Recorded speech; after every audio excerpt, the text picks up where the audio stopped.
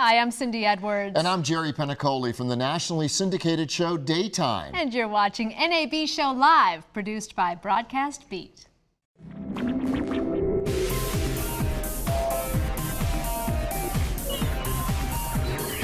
Live from Las Vegas, this is NAB Show Live, produced by Broadcast Beat. From the NAB Show Grand Lobby of the Convention Center, I have the voice of God, and I'm speaking to you about the NAB Show Live. Now, the online broadcast is available at broadcastbeat.com or nabshow.com.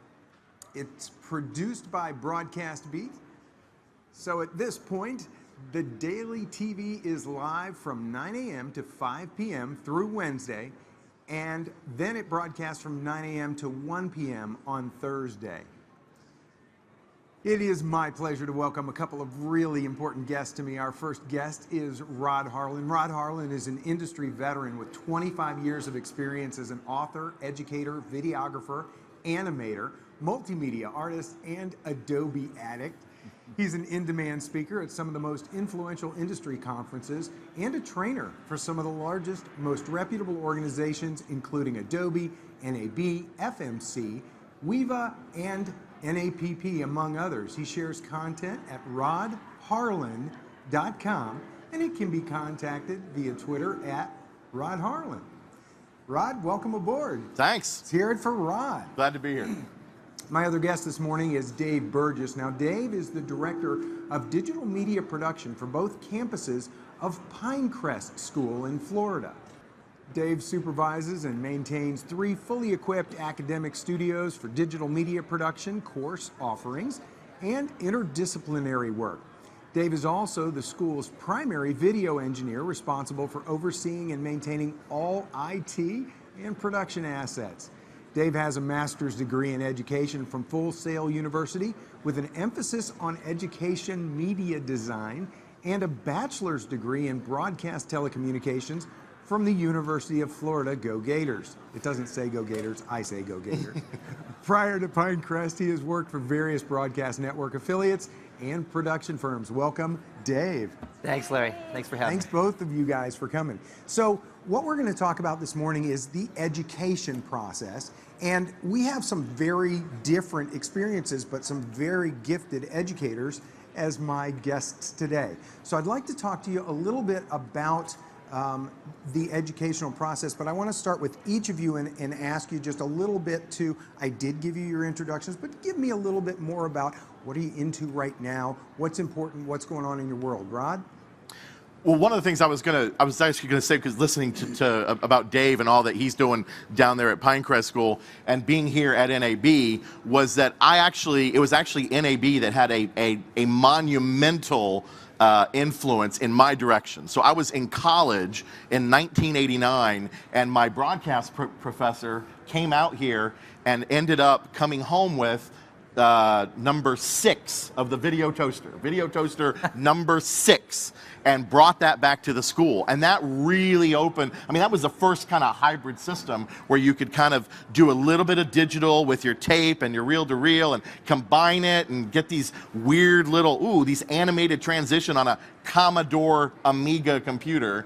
And it was one of those things that just opened, just like, oh my gosh, oh wow, I can't wait to see what technology does. And it has here over the next 25 years, you have all this amazing digital media. So here we've come through this digital revolution from tape to digital, and then from standard def to HD, and now we're talking 4K, and now we're talking 8K they're showing on the show floor, and these cameras where, we used to have to spend, what, $20,000 on a camera that now my phone shoots better than that $25,000 camera did. So it's just mind-boggling how technology continues to leap forward, and then education has to stay up with it constantly. Sure. It is really cool knowing, because I've known you for a lot of years, and knowing what you've come through and where you came from. Dave, tell me a little bit about your background and what you've seen evolve, and also when you first started teaching, what were you teaching? So that would have been back in 2001. And long time ago. Everything was DV25 or DV50 sure. onto digital tapes. lots of workflow issues with that, as we know now. But that's where we started the program at Pinecrest. So that's where the industry was when I started there. Now we're all Wi-Fi workflows even at our school. Wow. So we're using things like Teradek. There's no such thing as a tape anymore. I mean, we have SAN server for all of our media. Gets uploaded straight from our cameras when the students are out shooting, and everyone's working on it from a centralized server on edit workstations. So we've come a long way. And we have 3 fully equipped studios for live production as well. That's incredible. And, yeah. Now, the age group at Pinecrest. So we start broadcasting in a broad sense. It's an announcements type show as early as 5th grade. So wow. They're doing a morning show which has a quote of the day and a day in history. Just an introductory into the medium, so that they kind of get excited about the medium and see how it works, and and they get hooked on it. In middle school, 6th, 7th, and 8th grade, we are doing 20-minute news magazine, entertainment style shows. These guys are going out and shooting packages or other style of storytelling, and they're putting it together in a show. It's an anchored, hosted show. And then in high school, we're doing a broadcast journalism track. We're doing a film production track, or film studies as well.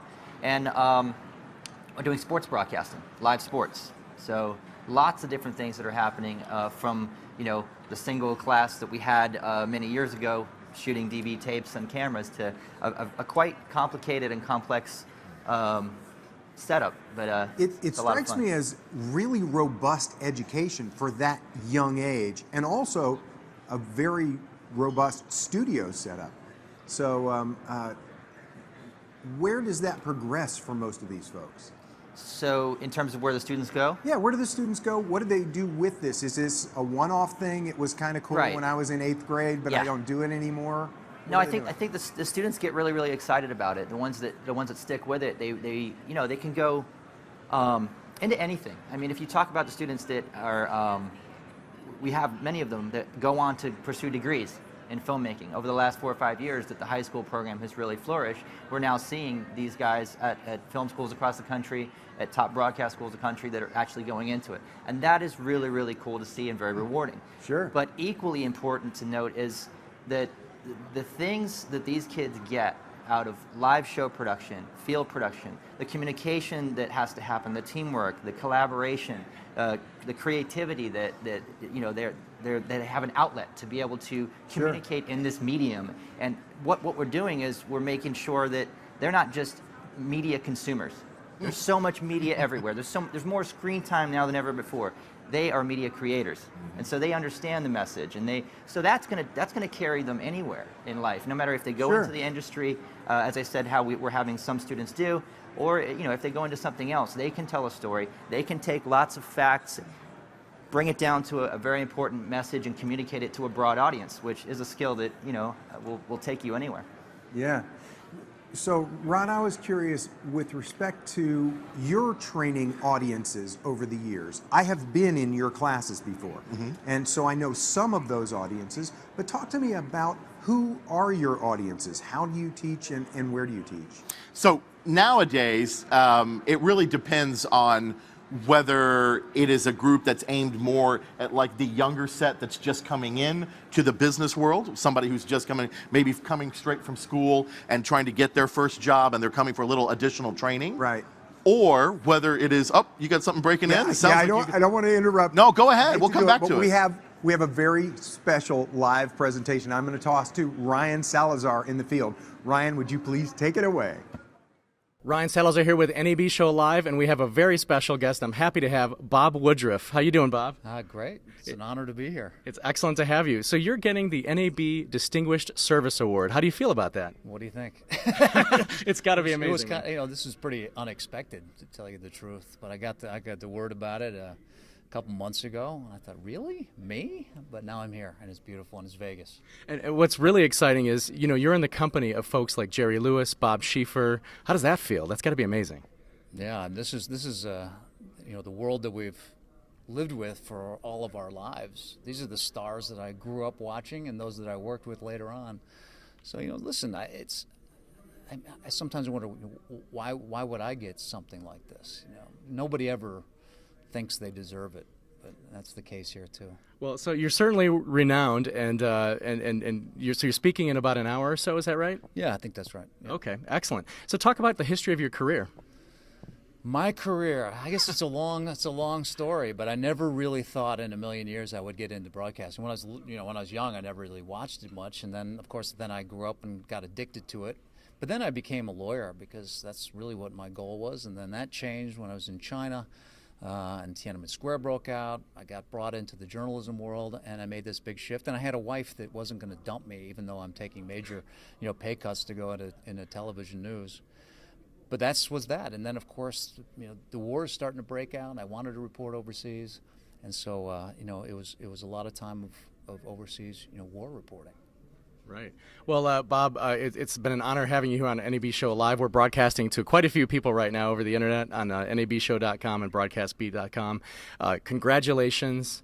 And one last question. Where do you think the broadcast industry is headed?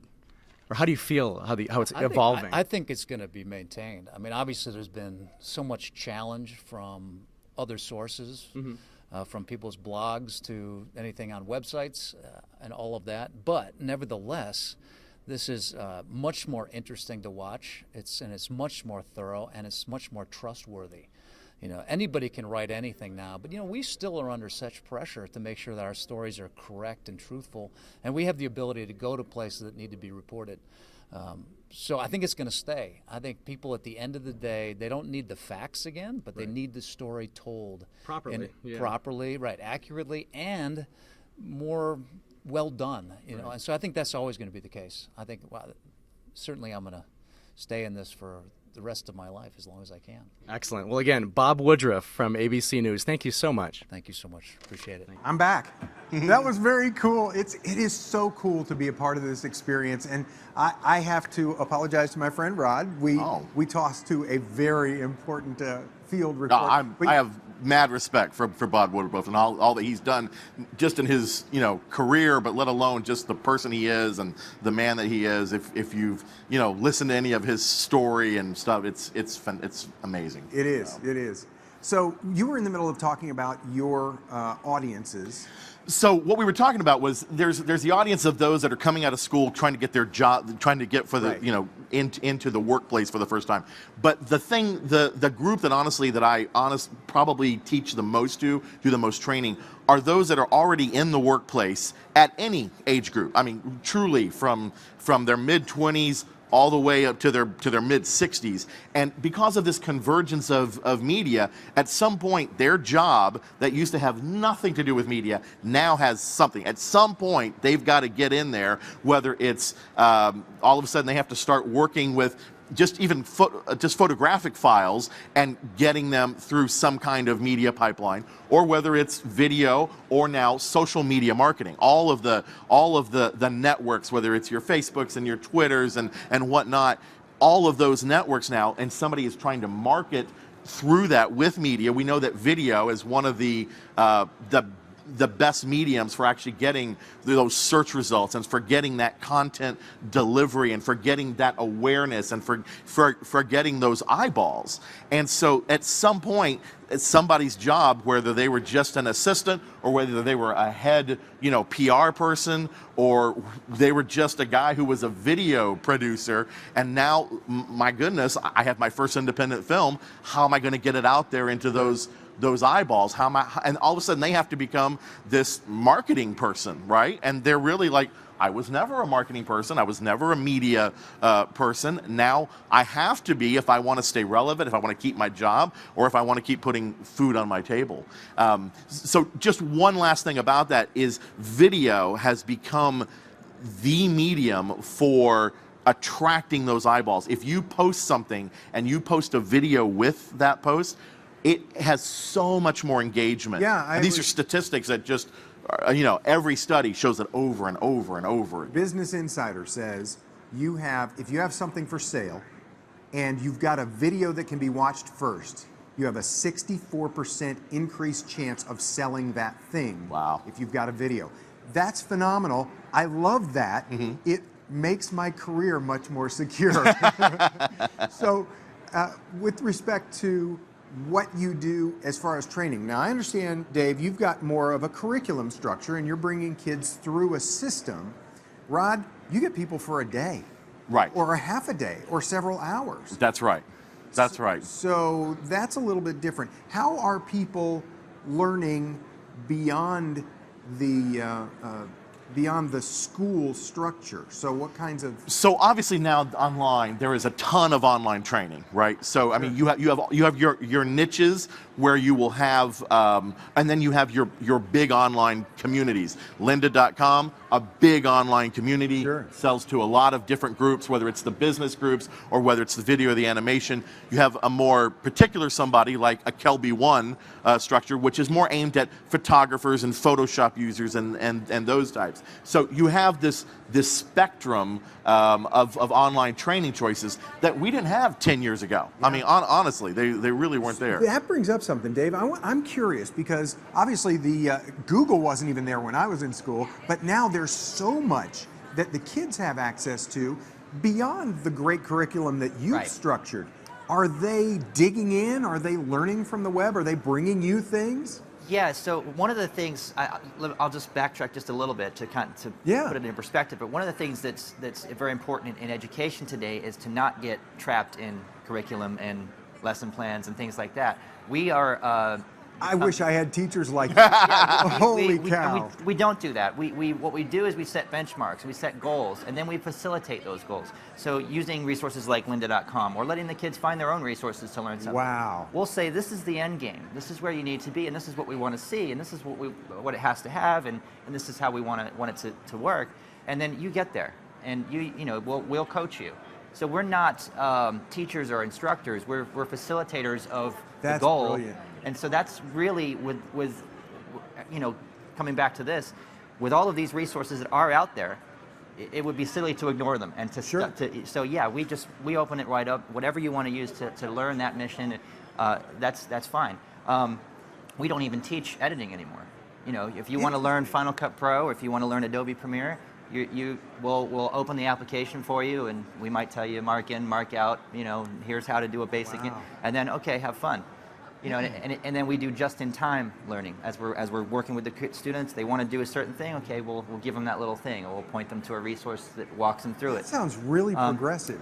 Yeah, it is. I don't think that you can put people in, well, especially these students. I don't think that you can have a lab environment where you're going, okay, here's how to import footage, and there's 6 students that are 10 steps ahead of you, 3 that don't know what's going. So, you have to be able to diversify the instruction and use all of those tools to get the result that you're looking for. Yeah, because it is so frustrating in a classroom environment when every student is sitting at a workstation. It drives me crazy. One of the things that I've also found is, especially with the younger generation, there is so much amazing content that is being given away for free on YouTube as far as instruction. There are so many great programs and shows that show digital editing and special effects and how to work in Premiere and Final Cut and After Effects and whatnot, that you don't have to go to any of these paid services, if you will.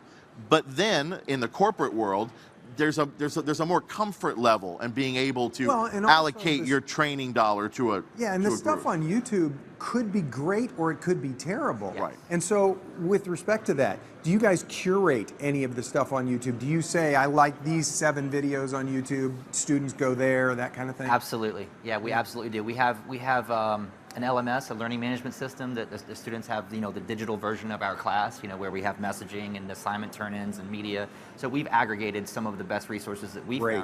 Of course, that changes every month or every week, really. I mean, we're... Okay, so speaking to that, this industry is changing dramatically. The stuff that was happening last year, and Rod, you were even talking about it, a $20,000 camera is now the cell phone that we have in our pocket. So with respect to that, you guys both have to stay up on the industry. You're teaching. How do you stay up on the industry? A lot of late nights. A lot of really, really all-nighters. Yes. Okay, so obviously alcohol is involved. Seriously, how do you stay up on it? Well, you go first. I mean, I'd be interested to. Really, it's kind of you develop your own personal learning network of things that you follow on whether it be Twitter or certain channels or sites like Video Copilot, or trusted sites that review gear, such as Broadcast Beat. That you Broadcast Beat rely on. Yeah. You kind of rely on those things, and also subscribing to a lot of different channels and things that are just trusted resources in the industry every day. As you said, at night you may have had a workflow, or you thought you knew that's exactly the best way to do it, and then tomorrow there's something else that's going to cut that time in half or make that more efficient, and that's just the pace that we're moving at today. Sure. Do the students ever bring you things? Of course, we learn as much from them as we impart to them. So, how do you stay up on stuff, Rod? Seriously, late night. Besides, I mean, honestly, besides everything that he said, you have your trusted sources. You've got to stay up. But if you're in the industry and part of your thing is letting people know the latest and greatest, you do get a little bit of a cheat. And here's what I mean by that. I am on a lot of beta programs for a lot of technology that will come out in the future. I do get that access 6 months, a year in advance to know this software company is working on this next advancement. This hardware company has this coming down the line. It's a lot of non-disclosure agreements, but that does help us prepare those of us so that when something is announced at NAB and there's a conference going on, we can be talking about it and showing it in the conference at the same time that's announced on the show floor. If we didn't have that early access, then we would always be behind. So when it comes to that kind of training, like that kind of, but during the year, that's for big shows. I mean, really, during the year, man, we're at the mercy. There's so many different things that, thanks to social media, we're talking about. That's where I learned, like, oh, wow, that happened today. Okay, I had no idea. That kind of thing. And then you just, like everybody else, you go and you read up on it, and you hope that somebody else has had early access so that there's a review or that there's a case study or something about it. And then here at NAB, every single year, when somebody comes back and say, hey, Rod, I took your class last year. I've now got a new job with what I learned in your class. I'm making more money. I'm doing better. So I really. Gentlemen, thank you both very much. We are at the bottom of the hour break, so we do have to wrap up. There is so much going on here at NAB Show. It's just getting started. Huge crowds here. We will be back right after this. Please stay tuned.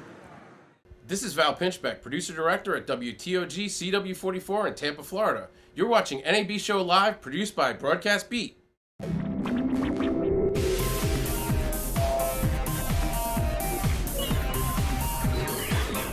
From Las Vegas, this is NAB Show Live, produced by Broadcast Beat. My name is Larry Becker. Welcome back. We've been talking about teaching video production in schools, and still with us is Rod Harlan, and we have another special guest, and his name is Rich Harrington. Now, Rich Harrington is a big part of post-production world. He's actually in charge of the content there at Post-Production World. I want to talk to you a little bit about that. Now, I've got some of your bio, and as we were in the package break, Rich goes, don't read my bio, don't read my bio. I've known Rich for a lot of years as an incredible instructor and a video producer, but let's talk a bit about Post-Production World, your role there, and its role in NAB. And there are some bigger educational initiatives I want to get into as well. So, Rich. Absolutely. Well, there's a great event here that happens at NAB Show, and it's been going on for more than a decade. It's called Post-Production World, and it's about post and production, and we cover the full range of topics. And so what we've seen through the years is a wide evolution. The event is organized by a company called Future Media Concepts. I've worked with a great man named Ben Kozich for many years. Rod's been a speaker here as well. And what we find is that we put together about 6 days of content, and there's typically around 10 rooms running. So you can mix and match your own educational experience. So what we're finding is that a lot of people are becoming hybrid producers. They're being hands-on and technical. They want to know about shooting. They need to know about distribution and the business side. And so we've been able to produce a full range of content to help move people to the next level, which has been exciting. And NAB has been a fantastic partner.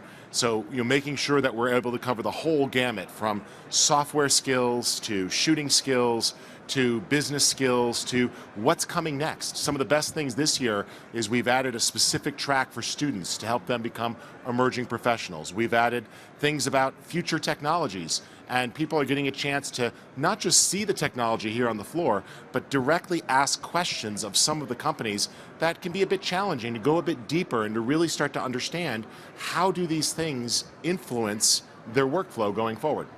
It's an incredible thing that Post-Production World is delivering here at NAB.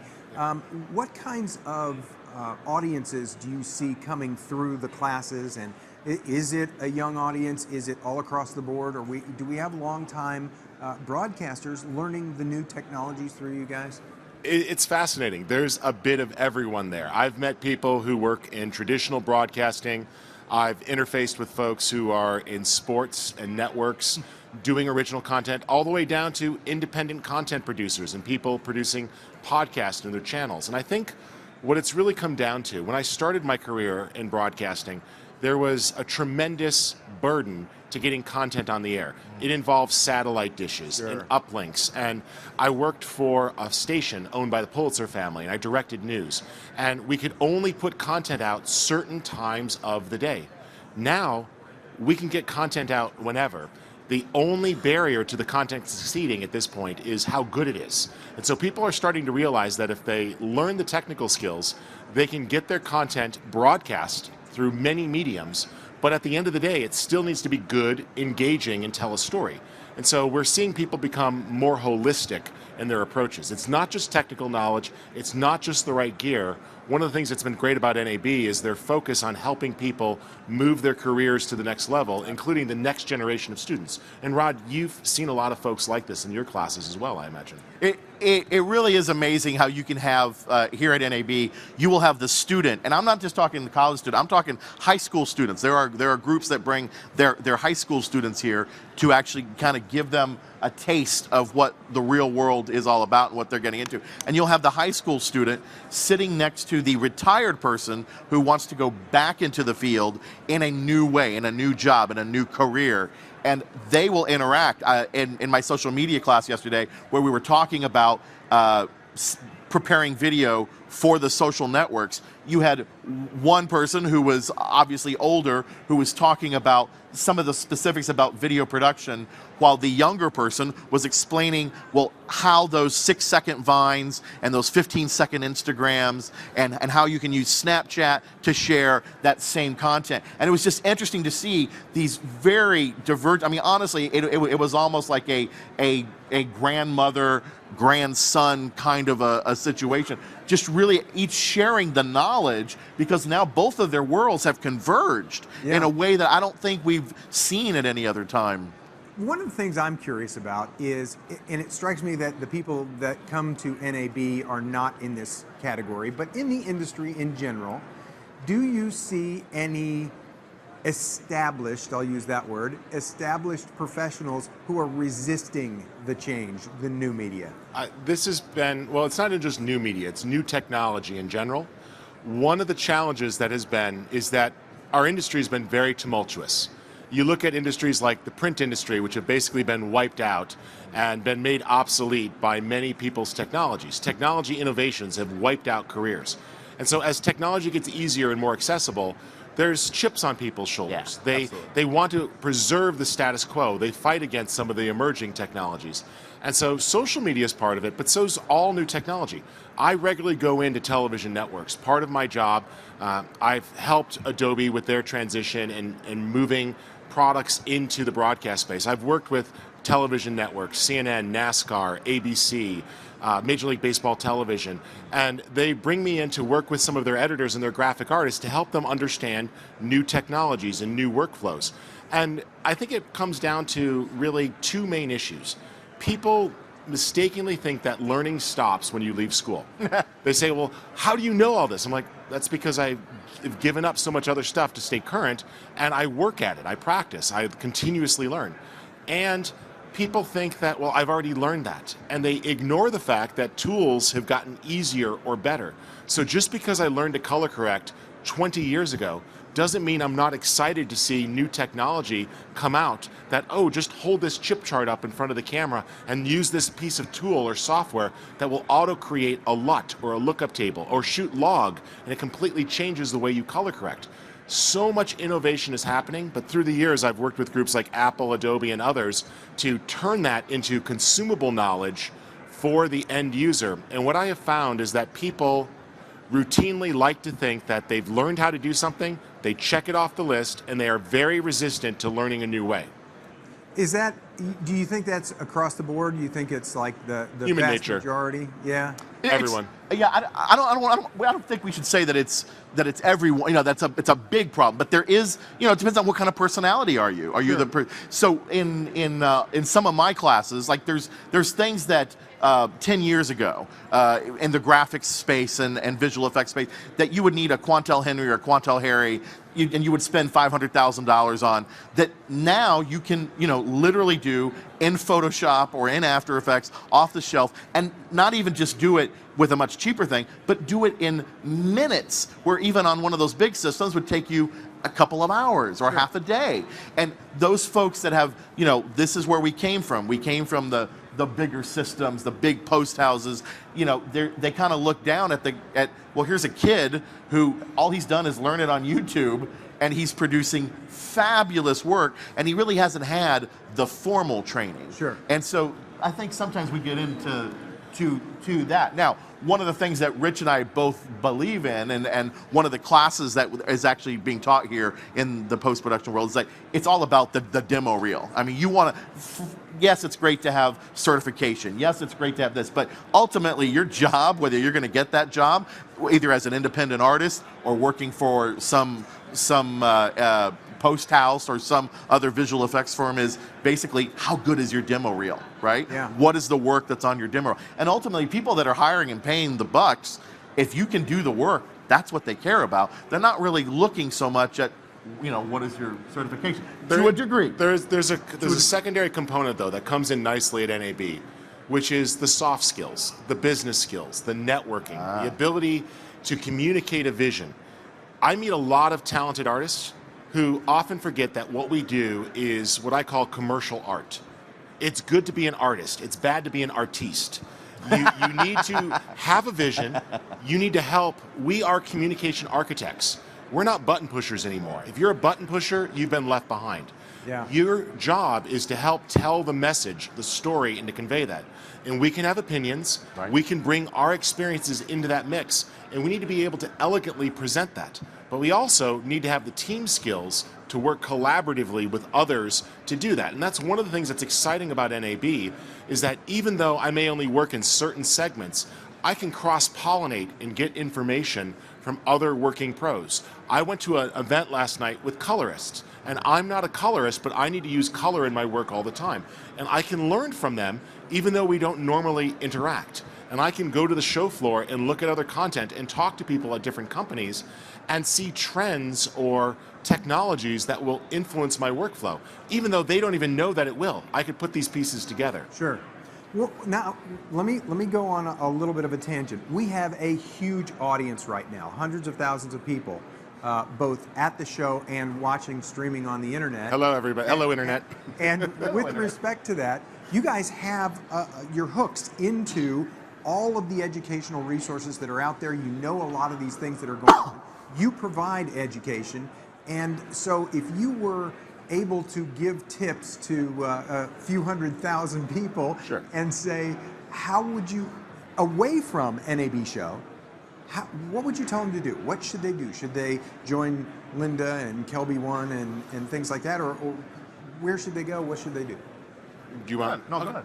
So I'm a firm believer in two concepts. One is year-long learning, or lifelong learning to be more accurate, and the other is a concept of what a personal trainer does for you. So to take a slight tangent of a story, a couple of years ago, while on the way to a client job, somebody slipped on a staircase and knocked me down a flight of stairs. I had to have knee surgery. I had to work with a personal trainer. I had to get my life back under control. And while I was doing it, I decided, you know what? I'm going to get rid of the back pains that I have. And I'm going to identify my weaknesses. But I can't just say, oh, get the surgery, go to that 1 week worth of stuff, and I'm done. I'm going to be set. I had to make changes. And so it becomes important that if you want to continue to be relevant and succeed, it has to be lifelong or year-long. As such, you have to mix it up. So you mentioned some great online learning resources. I produce a lot of content for lynda.com. I've done stuff for KelbyOne through the years. I have my own online learning company called Think Tap Learn. And while you can learn by video, and we've put out myriads of podcasts through the years and free tutorials, and you can launch Adobe Help, and I'm all over that. I believe that it's not just about watching videos or taking classes. You need to have another component, which is mentorship. So that mentorship can come through online communities. We run some Facebook groups. With some of our online courses, you get to interact directly with the instructor and get your demo reel reviewed, get critiques, take the footage that you've shot, show it, and get genuine feedback. And some folks can get that in their local user group or in their market. I've been having some wonderful gentlemen when I started at KCCI Television in Des Moines, Iowa, who said, "Oh, you're willing to read the entire Avid user manual? Awesome." And they let me use it. "You're willing to sit here and watch me work in After Effects for 4 hours after your shift?" And I did, and they taught me things. But we don't have that anymore. Right. It's so hard to get a mentor or a couple of mentors. So you have to find that online. It's one thing to have knowledge, but one of the things that NAB gives, and one of the things that I'm really trying to get people to realize, is that the problem is not finding the answers. It's knowing what questions to ask. There's an abundance of information. 90% of it is wrong, bad, outdated, or useless. And if you don't know which pieces to put together, well, you're just going to overload your brain and stress out. Adobe Creative Cloud has something like 27 applications in it. I really only need to use 3.5 to get my job done. That doesn't mean that I don't see value in it. It means that I just need to be laser focused on what gets my job done, so that I can create what's in my head, or helps my nonprofit clients and a lot of the advocacy groups I work with get their message out. I need to know which tools make me a better storyteller, more productive, and get the job done. But you can't get that done if you are working in a vacuum. No one grows working alone.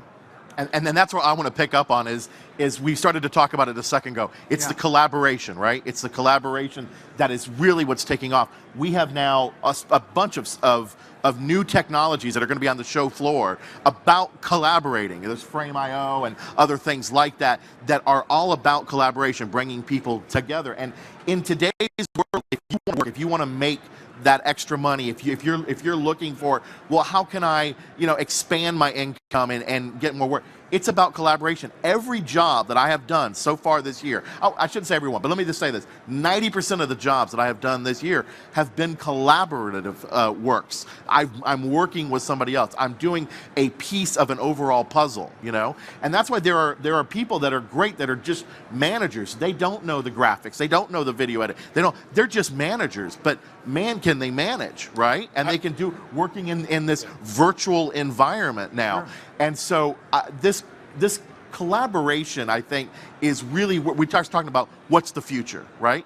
It's collaboration. It's being able to work in your hometown, your home city, whether it's your home office or whether it's part of your company, and working with other groups around the world. That's something that you used to just think that it was just the big film industry guys that were doing. But now anybody can do it with the technology that we have at it. For example, at NAB show here, right in the bookstore next to us, we've put together a collection of what we call toolkits. And in it is video training, but also a live webinar where you can interact with the instructor, plus a gift certificate to take training here at NAB or year-round at some of the other FMC training events like Adobe Video World that FMC and NAB put on, and as well as access to some print material and material that you read, and some hands-on material and presets and templates to speed up your workflow. It's not just enough to have knowledge. You need tools, you need knowledge, and you need connections. Right. And I think what's happened is that we have a generation, and it's not an age thing. It's a where you're at professionally thing. I see a lot of people move into video from other markets, and they don't realize that they don't have to invent everything themselves. Right. That there are specialists who are amazing. I cannot animate 3D, but that doesn't mean that I can't find a fantastic 3D animator. I am really good at photography and color, but I appreciate what a colorist does, and it's never been easier to collaborate with them. or to make sure that my director of photography on set is shooting log and we have a shared vision and the client is watching the shoot remotely over a Google Hangout Live, providing feedback because they can't be there in real time. Meanwhile, as we post it online using Whipster or Frame.io, we're collating the feedback and everyone feels involved in the process. Right. The problem that a lot of folks coming to video, particularly coming from the photography world, suffer from is they forget that video is a team sport. It is. If you don't have that experience of being a team athlete, you really suffer. Well, one of the things that strikes me is we're talking about a lot of these different technologies and we're talking about the ability to learn. And I think you brought up something really important, and that is if you can find a mentor, and while the internet creates opportunities for us to get access to media in different channels, it also gives us access to people that we wouldn't normally have access to. Correct. And those groups can probably help us take away some of that overwhelm. Because it really strikes me, it really doesn't matter what you're trying to learn in the industry. It strikes me that there is a lot to learn. In fact, I would be willing to say too much to learn. Yes. For absolutely everybody, in absolutely every aspect of video production. That's why you need a pathfinder, a mentor. That's why you need to belong to real-world groups and go to real-world events year-round using meetup.com, Women in Film and Video, TIVA, ITVA, groups like this, belonging to your local user group. You know, in Washington, D.C., we've got a couple of great user groups that regularly meet. These allow you to turn things from concepts into projects. And some of the best advice I ever got was twofold. One, constantly put yourself to work. So if you don't have work, create projects, work, experiment. We do spec projects, but not for clients. We just decide to learn something new and we'll do a project for a nonprofit and force ourselves to try a new technology, and that works well. The other part of that is that you also need to remember that the work you're doing is collaborative. And so you do need that network. You do need to find other professionals to interface with. Events like this are great. I've made lifelong friends at NAB. I've built deeper relationships with technology partners, which I love, and I look forward to it. But you can't leave here and stop. NAB does other events year-round. There are great online groups. It works very well. But with those groups, you have to be an active member. It's like the cocktail party, and social media is a lot like this. People somehow magically think that if I just show up at the cocktail party, people will hire me for work. And then other people think, oh, I need to be that person that everybody knows. So if you go to the cocktail party and you keep your mouth closed, you're not going to get hired. You go to the cocktail party and you're a jackass and you're really loud and obnoxious, you're not going to get hired.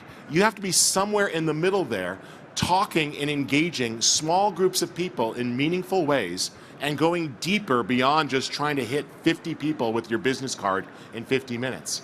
That leads to real work. That leads to lifelong relationships. But if you don't recharge yourself, it does not take more than 2 years in this industry to become quickly irrelevant and outdated. With respect to social media, what do you guys think? Is there a specific place that people in our industry gravitate?